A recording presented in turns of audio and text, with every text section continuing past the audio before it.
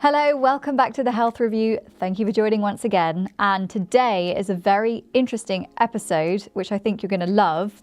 We're going to be talking about many things. One of them, why are commitment issues so common now? I mean, hearing a lot about it on social media, so this is something I really wanted to discuss. Why do so many people pull away just as things start feeling serious in a relationship? Also, why do certain people or situations trigger anxiety that we just can't explain? Where does it come from? This week on the Health Review, I'm joined once again by leading psychotherapist Toby Ingham and author. He's been on the show before. You may remember it was one of our most popular episodes where we discussed emotional instability, retroactive jealousy and other things. But today we're diving into the emotional roots behind some of the most talked about issues in mental health right now, from commitment issues in dating to chronic anxiety and the growing crisis in teenage boys' mental health. Welcome back to the Health Review, Toby. Thank you, Emily. Nice to see you again. Thank you for coming back. It's a real pleasure to have you back in the studio. Thoroughly enjoyed our previous conversation. Yeah, likewise. We've also got your books up there on the mantelpiece today about emotional instability and a guilty victim, which we discussed in a previous episode. We did, yeah. Today, I really wanted to discuss some of these hot topics that are being spoken about in the media, in social media, in the community. Things like commitment issues. And I know you've written some blog posts about this on your website. You've mentioned how these issues can be sort of deep-rooted in early family dynamics. What can happen that can lead someone to have emotional commitment issues? What are the issues that happen when they're young? I suppose for me, the way I think about myself and about what we're like and how we commit and attach and so on, it makes most sense if we consider where we've come from. Okay, so we try and understand more about our own story. And I should say, I think that any of the answers I give today, obviously are questions, really we're talking about what it's like for different individuals, aren't we? But I think that to me, it makes most sense when we think about what we're like as mature adults and how we date and how we attach and so forth. I think it makes most sense if we consider, where we came from and what kind of relationships and the environments did we grow up in. So I think that, it's not uncommon that you find that people who may have felt they weren't good enough in their own home, that they didn't feel kind of wanted enough or approved of enough, go on to have problems with those things as they get older. And then those things come out in their relationships. So I think, if we're talking about commitment, perhaps that's one of the threads that leads into this. If we come from families where we didn't feel like we were, as I say, settled and wanted enough, then that has problems for us further down the road. So if someone is feeling that way and they felt they weren't enough as a child, are you saying that means that potentially they might feel that they're not adequate enough to have a relationship? I think it can make people feel that when it comes to dating and becoming attached and settling and commitment, they can feel sort of ill at ease and not at home and are quick to find problems in the relationship that the other person really might not be experiencing. And that's the kind of thing that I've tried to pick up on in my work. And often I'd say that people who struggle with these kind of commitment problems, they may not have spent much time thinking about the early part of their story. So we tend to think of what happens in dating as a kind of, new part of our lives without thinking about what necessarily went before. A bit like when we change school, you go from primary to secondary, it's a massive period of change, but we can forget about or ignore the earlier story. Yeah, that's interesting. And I guess it highlights that point that a lot of people say about doing the work on yourself before getting into a relationship is always a helpful thing to do. There are a lot of people who jump, and I know many examples of this, jump from relationship to a relationship, short relationships, not necessarily that serious, but actually don't spend the time in between reflecting and thinking, hang on, like, why am I not committing to this person? Why don't I want a long-term thing? Why don't I want marriage, or whatever it is? Do you think those periods of reflection are really important? Because I guess you're causing yourself inner turmoil, but also the other people that you're getting involved with who potentially might grow much deeper feelings, and you're kind of putting that wall up. Yeah, I think that's a very good point. Of course, we never know when we're going to meet someone. So it might be that the timing is that we just do meet our next partner soon after one relationship ended. But I think what you're saying is right. When we come out of a relationship, if we can take time to reflect on ourselves and think about, well, a couple of things, I suppose. One, to think about who we are and what happened. But also we want to kind of clear our heads so that the next person we meet, we're not taking, let's say, the story of the rejection in the last relationship or whatever it might be. And I think if you don't give yourself time, what can happen is that we continually port, that bit of ourselves. And yeah, I don't think that's so good for us. But taking time out can feel a bit counterintuitive. And, people can feel like they're being sidelined very quickly. So I don't think it's necessarily an easy thing to do, but I do think it's, part of where the growth happens. And do you think men potentially struggle with this more than women? I'm asking this because, maybe I'm in a bit of an echo chamber as a woman, but I've got a lot of friends who are single, who are in their 30s, who are dating, and they are going through the same thing over and over again, where they are really, really keen and open-minded about meeting a life partner, someone not just for a few months or a year or 2 years or whatever, someone that they can really develop a lovely life with. Yes. And they're finding that it's almost a cycle of meeting someone they like, the guy appearing to be very keen, wining and dining, having a lovely time, potentially doing a couple of trips, but then the minute it starts to get a little bit more serious and the woman is asking questions, what's the status of our relationship, or do you want to meet my family, or what's your view on marriage or children, the wall goes up, and actually a lot of them pull away. Ghosting is a really common thing now. I think most people, millennials, Gen Zs, they've probably been ghosted at least once in their life while dating. I'm hearing a lot of single women saying this. I know that obviously there are women that do this too, but do you think men are more susceptible to having these sort of emotional issues when it comes to commitment? Well, perhaps as a generalization, I'd say that's true. I think it may relate to where men come from and the sense of what kind of emotional literacy or what kind of comfort men have in areas of attachment as contrasted with women. So I think there is some truth to that. I think also it can be men that find it harder to take time out in between relationships to reflect on themselves and to avoid carrying something negative from one relationship into another. So I suppose there is something about the gender balance in this, certainly. As I say, I think all of these stories are very individual. So, we can generalize, but and I am, but that doesn't allow us to think about the particular cases.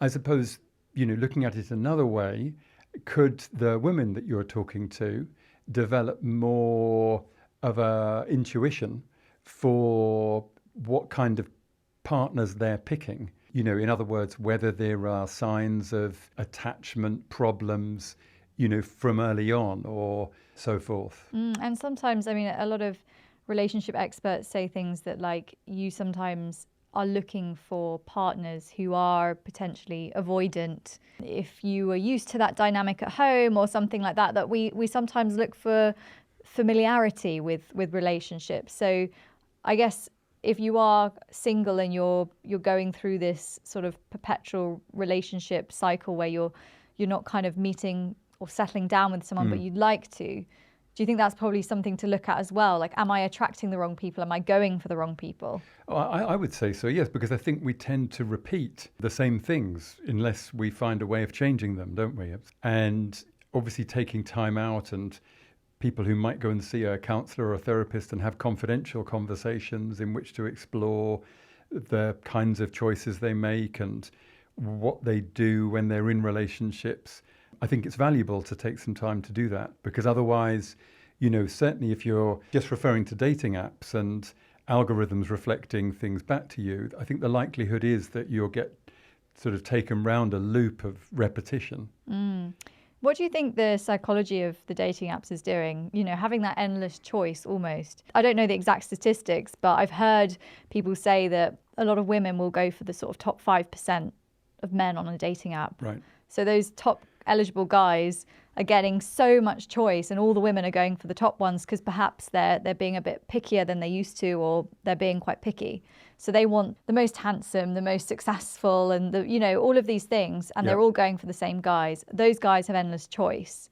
Do you think the dating apps are actually making this situation more complicated for people? Well, I suspect that's true. I mean, the problem is that dating apps are part of life now, aren't they? And certainly, since COVID and since all the changes of work, that they are the go-to. So, yeah, I think probably the way we use dating apps.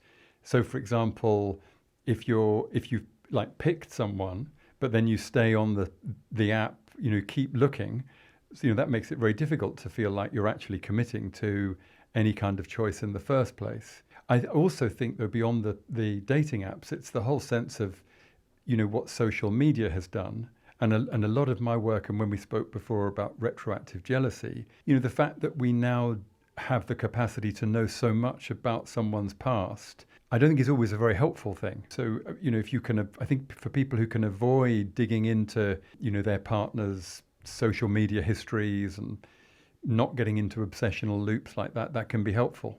So dating apps, I think they're obviously, useful, but how we use them, I suppose, is, as you say, is a big question. A lot of people, when they get into a relationship, they often say that if the person's serious if they're posting pictures of you. There's a whole language around it now. The way social media's changed things is really fascinating. But yeah, apparently if you don't post pictures of your partner, then you're trying to appear like you're potentially still single. And that's the whole thing. And I think a lot of women talk about it's a green flag when the guy they've started dating starts posting a story or some pictures. So any other, exes or potential options on there can see, oh, right, he's got someone that he's happy with now. And it's really funny how I guess we're evolving. There is a big drive now for in real life dating events. There's been since COVID like a real backlash against the apps actually, where I think they had their popular day. I met my husband on a dating app, but that was a long time ago, maybe like 7.5 years ago now. And they were really sort of very common back then. But I think now people are actually trying to move away from them a bit and try and go back to meeting people in real life, which I guess feels a little bit more natural, and you're getting the real essence of that person rather than just seeing a few pictures and reading a bio and stuff like that. I'm curious though, so when it comes to unresolved traumas in childhood, what are some of the things? So you mentioned already that perhaps they're not feeling adequate as a child, or they don't have the right balance at home. What other things can make someone feel like they don't want to commit? Because I've heard things like some child psychologists who have been on other podcasts have said things like they think that putting, babies into childcare at a really young age could be causing emotional traumas for them. There are some parents who don't like to do sleep training with their babies because they're worried about the trauma. And I think there's a lot of emphasis now on childhood trauma, and people are very worried about making the wrong choice. How much do you think stuff like that is related to how we are later on with our relationships? Well, I think, the childcare, I think that can, bring in a certain sort of separation anxiety that's powerful and difficult to live with on both sides. And I think some children particularly are more sensitive to that than others, I suppose what we're hoping is that the situation, let's say with childcare, becomes predictable, so that you might be dropped off, but you are picked up, and the childcare you're getting is good, at least good enough to look after you during the day. I suppose what I mean is that I think we can adapt to those things, but I do think that they're difficult, but they might not be enduring traumas. But who can say? We're all different people. The sleep training, I think that, yes, I do come across stories where the child is still in the bed, the marital bed, long down the line, and you kind of think, well, I'm not sure if that's so good for anybody. I think that what that can do is that, everyone has a problem sleeping. But I was thinking more the kind of trauma that I meet is less sort of micro than that. Typically, what I find myself having conversations about is the way, let's say, a family broke up when children were small and a divorce happened or a bereavement happened, and then how, well or not well that whole experience was understood and processed. And I think it's those kinds of experiences that can leave some quite long shadows on lives, and often without us, it's curious, but often without people paying much attention to them. So we can find ourselves picking partners that leave us, or, I mean, that sounds a bit corny, but true. We can find ourselves going round these repetitions, if you like, without ever thinking, I'm playing out a kind of childhood scenario here. How do you think therapy could break that cycle? Because I guess it takes a moment of reflection to realize what's going on there. If you're picking people who are not right for you, or you're repeating patterns, or you're carrying, people say in the dating world, like, you've got baggage, emotional baggage. How do you think therapy plays an important role in making the right choices when it comes to dating? Well, I think what can happen in psychotherapy is that people can settle into feeling that they're in a confidential and safe relationship in which they can talk and think through things about themselves that they might otherwise feel nervous about doing. The advantage of a therapeutic situation is that any of our habits of projection, or habits, so in other words, thinking that we're not good enough, or thinking that the therapist doesn't want us, doesn't really want to work with us, or whatever it might be, you've got a safe, confidential place to have a look at that. But I think often people might want to do that, but it's just not the right time in their lives.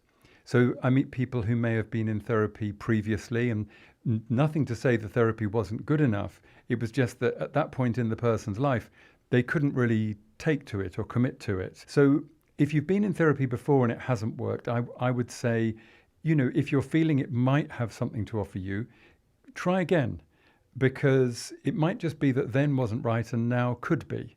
Certainly, I think it is a place, though, where we can, as you say, look at that baggage, understand better where we come from, understand the ways in which we tend to, as I say, project things. So like the ideas that we're not appreciated when, as I say, it might not be the case. And, therapy is a safe place to do that. The outcome of your relationship can also depend on the headspace that you're in at the time. Sometimes when you meet someone great, even if you haven't had the chance to do the real inner work and the therapy yet, it's kind of, you still want to be in a good headspace where you can see it properly without projecting, without being insecure. And I feel that even from my own experience, that sometimes the best results have always come from me just being in a great headspace. And I guess that's something for people who are dating and struggling, that's something they can control, is like, how do I show up on these dates? I think, dating is bound to provoke anxiety and excitement and, a whole host of feelings. And I suppose if we go into dating and just trying to look after ourselves a bit, we know that we might have lots of, as I say, excitement running around and nerves and so on. I think often it's helpful if we can just try and slow down a bit, give ourselves time to meet the person without, rushing into something. So I think, if you can just slow down, try and sort of metabolize the nerves and anxieties. And if you can do that, then maybe you can see if you feel like you're getting on with this person without diving into getting them to tick off your vision for how life's going to play out. Sorry to interrupt. If you're enjoying today's episode, please do subscribe or give it a follow so we can keep giving you excellent content and bringing on amazing guests that hopefully you're loving on the Health Review podcast. Now back to the show. And with that fight or flight response that I guess people get, either that's maybe more on the extreme side, but there are people who, as you said at the start, are just very hypercritical. Perhaps they've got, more internal issues about commitment, but they're not aware of them. Instead, through their lens, what they're seeing is just faults in the other person. They're feeling something uncomfortable. How do you think people can relate those feelings back to potentially a childhood trauma? I think how you would link that to your childhood would be through doing some, personal reflection on yourself and, thinking about where you've come from and what were the values and what were the attachments and what was the security at home and what kind of role models were there and how did all of those things play out, as well as, what was it like growing up? What was it like going through secondary school and puberty and all of the changes that happen? If you're carrying something that's particularly sort of triggering and unresolved, then that's difficult.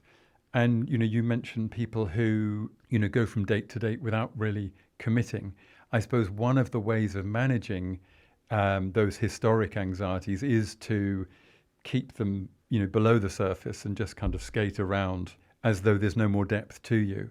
I think when we're trying to process our impulses for flight, if we recognize that those are things that repeat, then I'd say finding a safe place to go and have a chat about that would probably be to your advantage. And what you'd find in a therapy is that you probably, I say probably, I'll put it like that, you probably feel the urge to fly from the therapy, right? Mm-hmm. It gets repeated. If you're lucky, you'll be able to think about it in the therapy without rushing off and maybe resolve something of why it is you feel prone to fly.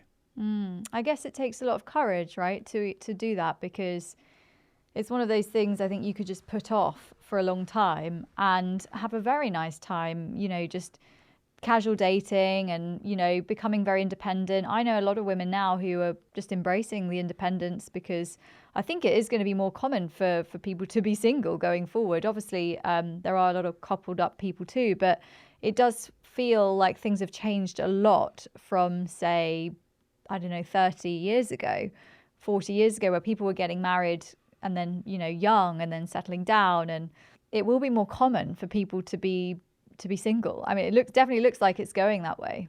It's interesting, isn't it? I suppose as long as that's all by choice and people are, enjoying that independence and freedom, then that's fine, isn't it? But if there's any sense that we are doing that because we don't feel safe or because, we'd like something else, but this is the only place we feel we know, then maybe that can be explored. There might be some variation. But, equally, if these are trends, then they're interesting trends. The nervous system regulation and being around people who regulate your nervous system is so huge to how we feel, whether it's in a relationship, whether it's family, whether it's friendships. And I think that tells you a lot. Like your body can actually tell you a lot as to how you are when you're around certain people. That's very interesting, isn't it? Because I think when we experience those kind of flight feelings, often we're experiencing a kind of surge in certain hormones and our kind of chemistry changes. And that all needs to be metabolized and processed. And once it has been, then we can sort of settle down a bit more. Yeah, whether there are people that we can be with that help that happen, and being able to notice that. I think timing in our lives, there are certain points when I think perhaps, as it were, the stars sort of align and it's not just the luck, but you can kind of go off on a kind of particular journey in a relationship.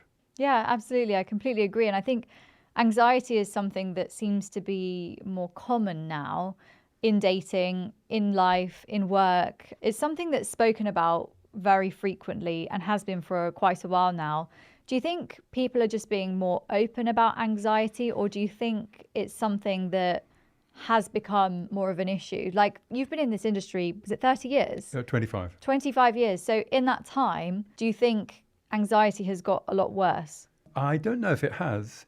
I think anxiety has always been an important part of our makeup. On the one hand, I think it's part of what helps us to recognize certain things that could be threatening or dangerous or just new and unfamiliar.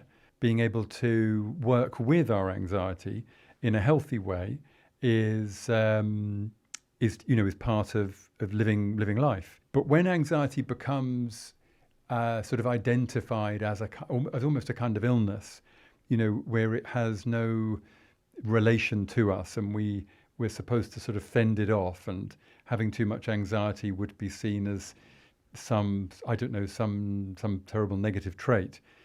I'd prefer to think of it as just something about ourselves that we're a bit unfamiliar with at the moment, that we might be able to become a bit more familiar with. It may, as we've been saying, relate to some difficult experiences that we haven't had a chance to process, settle, and so on. It's funny, isn't it? I think what I see is that anxiety becomes a bit like a foreign invasive threat rather than part of who we are. Can you break that down a bit more for me? I think anxiety is ordinary. I think it's an ordinary part of both of us. I mean, getting here today to do this call to get, to make the podcast together.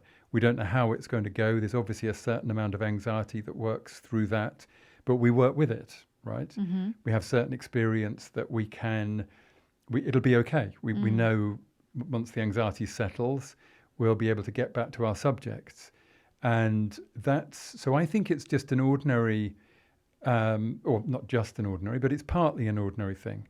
It can become a part of a sort of symptom of a more serious disturbance. So I've worked with a lot of obsessional people, and the work I did around retroactive jealousy, where people become obsessed with their partners, former partners, and they become very anxious in those instances that the partner they are now with is really still interested in somebody else. And as I say, social media can certainly inflame that, because you can trawl through all the posts and likes and so on. The way I've understood it is that typically has related to earlier emotional experiences that we've lived through, but may not really have fully taken on board. What could some of them be? Could it be potentially not having your needs met, having an abusive parent, things like that? Well, when you said a moment ago about you're with certain people that make you feel regulated, that might not be the word you use, but your nervous system regulation. Yeah, absolutely. Nervous system regulation. And ideally, if we're lucky, I think childhood may have involved being with people that helped us regulate our emotions, our anxiety, as well as other emotions. It may not have.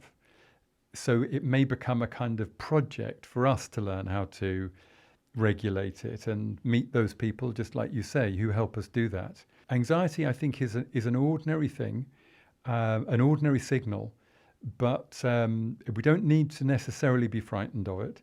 If it gets out of hand, then that's the kind of reason why you might speak to someone like me. But it might be that you can, start to become calmer. I don't like spiders, but I've learnt how to live with that. Yeah. So it's a pretty common one, isn't it? It's pretty common, but it's very powerful. And it's very, it's a particular anxiety, because you tend to suddenly, if you take a phobia, what happens, with spiders is you just suddenly realize there's a spider over there that, your other senses wouldn't particularly have been picking up. Mm. And then that flight sets in, and then you have to deal with it. Now, it's easier if you just kind of put a glass over the spider and get it out of the house. Yeah. And then carry on relaxing, than feel you have to, go and stay in a hotel for the night. Mm. And what are some of the most common anxieties that people come to you with? I'm just curious, you've probably seen a lot of clients over the years who have anxiety that manifests in many different ways. What are some of the most common things? Well, I think there's a range. There are people who live with nervousness about just going out to do certain things. So when you were talking about dating, the people who would find that experience of going dating, actually meeting the person, brings on, big surges in anxiety. They can still do it, though. They can still kind of get themselves through it and hopefully settle down and so on. But there are other people for whom, the anxiety becomes so great that going out and doing things becomes very problematic. So I think some people, anxiety can really curb your capacity for healthy, creative living. Mm.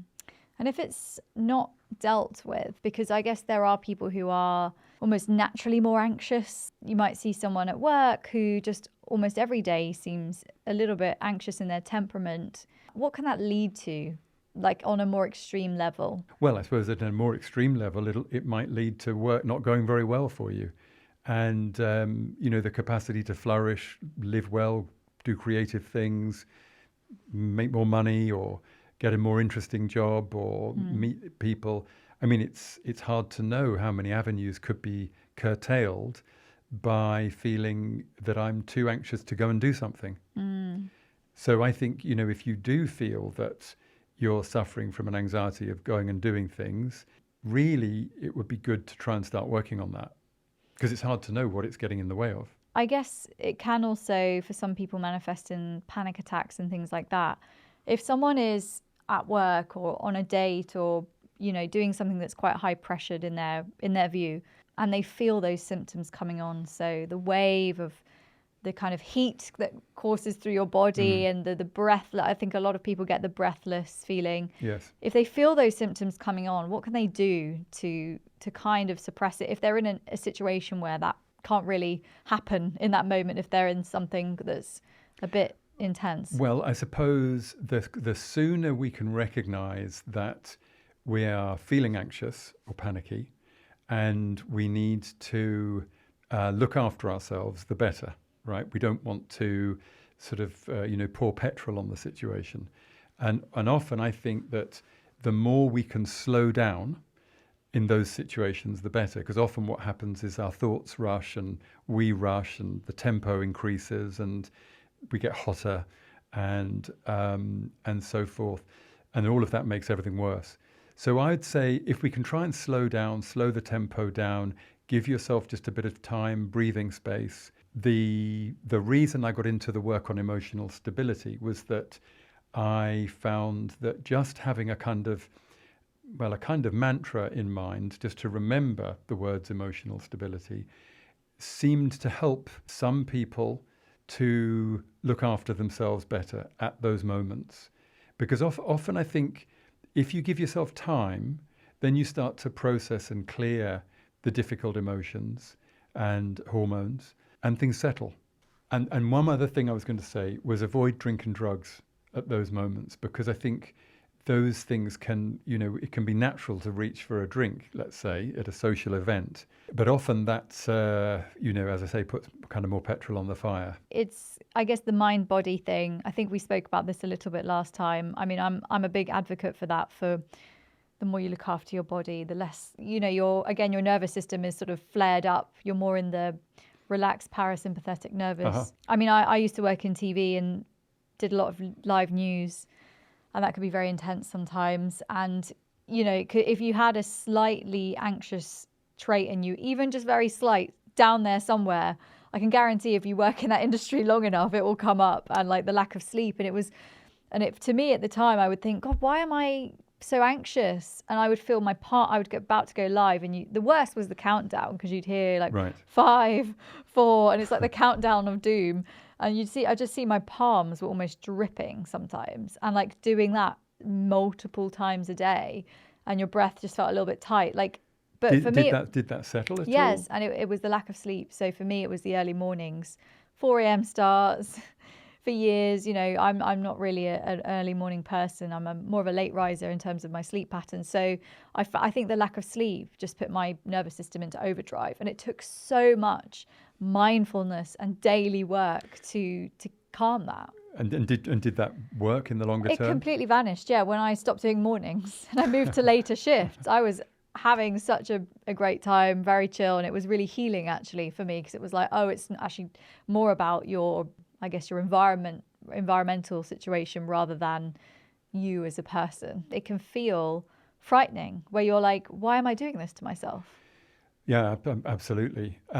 So certain kinds of situations, pressure comes with them, doesn't it? And exactly like you're describing. But I think for others, though, who might find themselves experiencing panic attacks, those kind of things, I think trying to find a way to look after yourself at that moment, slow down, take a moment, try to just notice that something's happened that's agitated you. It's not like something's wrong with you, something's happened to you. It may be that this particular thing that's happening reminds you of things from long ago, who knows? But I think it's helpful to remember that it's not that there's something wrong with us, it's that, we've lived through certain things And that's just what's happening now. We're feeling a bit anxious and we want to try and look after ourselves. And for people who struggle with, I guess, public speaking or just social situations, sometimes being in a room with 10 plus people can seem overwhelming. Could that often be pointed back to an experience when you were a child, which actually you can't really remember, or you might not think is that significant? I don't know if I'd think in those terms. I'd probably think in those terms of being well prepared going into that room, so by which I mean maybe taking in some things that some icebreakers, if you like, that you could use to just get the ordinary patterns of conversation going. So you do that. If, at the same time you're aware that you've always been anxious when you meet people, yes, I mean, maybe then that's where you think, well, it's interesting. I was like that at university. I was like that when I was at school. When did that start? Was I always like that? Those kinds of questions, I think, can be threads that we follow that really take us into ourselves. I think that's a good tip for dating as well, because I've said this to a few friends. Maybe it's because I'm a journalist, but I've said to a few friends, try and find out a few things, because often on the dating app, it can be daunting meeting someone you've never met. Right. But you do sometimes know where they work or what industry they work in or where they're from. That's a really good thing to come to a date with. You've looked up the place or you've looked up what industry they're in, you found out something. That kind of prepares you. And sometimes just being prepared in life, in a social situation and dating, it can actually put you at ease, perhaps. Yes, I'd say so. And for networking too. I think if you're going into any event like that, read the paper, be briefed. Yeah. Also, asking questions is Yes. fun. Like, even if the date's not going that well. I mean, really what you're talking about is looking after yourself. Yeah. Doing a bit of planning that's going to be helpful. The TV show Adolescence came out at the beginning of this year. Right. It had a huge impact on the debate and conversation about young men, about their mental health, their emotional stability, about their attitude towards young women. I know that you obviously see mostly adults. What does that look like later on? So if someone is displaying symptoms in adolescence of emotional instability, of perhaps disconnecting themselves from their community, where does that lead them? Well, I as you say, I don't work with people under the age of 18, but I think in a lot of men I've worked with, there's a surprising lack of information about who they are and what they grew up with. It may be that there was a lack of a good male role models around, or a lack of kind of a larger family or set of, father figures.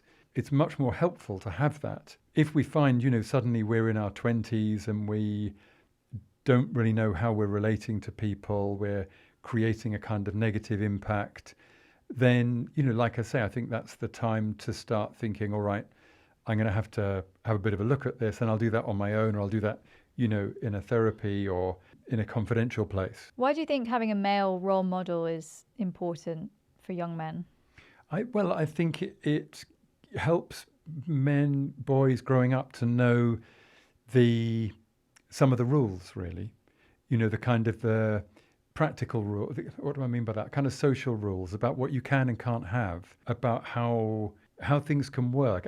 I think maybe a father puts a particular kind of boundary in place. I know really mothers do, a great deal of the heavy lifting, but I think maybe fathers can help show how boundaries exist. And that's, I think, often what's happening in therapy. People are coming to work and become familiar with how boundaries work. I think it's quite a new discussion, isn't it? How boys are expressing their pain and their distress. It's really only a conversation that feels like has opened up properly in the last sort of year or so. What do you think parents, teachers, role models need to look out for? You get the sense that, maybe people have too much phone time, people have too much device time. Certainly, when I grew up, obviously there was none of that. So things were more boring in a way. But so I think, what should people look out for? I think they should look out for any signs of acting out that indicates something needs attention. And if it's picked up that something needs attention, I think act on it. Be interested. Mm-hmm. I mean, I think that's what I'd say. You don't want parents to be too interested and too invasive, so it's all a balance, isn't it? Otherwise, you're going to grow up with parents that were just all over you and you had no freedom to do anything. But it does seem that the balance has gone the wrong way at the moment. And as a society as a whole, I'm curious, before we wrap up, more people are in therapy now than ever before. It's becoming more accessible. There are low-cost versions. There's many therapists out there, and people are more open about talking about their therapy. Social media, lots of people are being open about their mental health, which can only be a good thing, hopefully. Do you think things are getting better as a society in the West, in the UK? Do you think there's still a long way to go? Well, certainly adolescence would suggest that there is a long way to go. It's an interesting question, isn't it? And I suppose we've always had to find ways to adapt and to adapt well, right? That's the key project, adapting to change. And currently change is, very fast, and there's a lot of it. And in the therapy world, for example, I hear more and more stories of people going to ChatGPT to ask questions and so on, which they might have gone to a therapist with.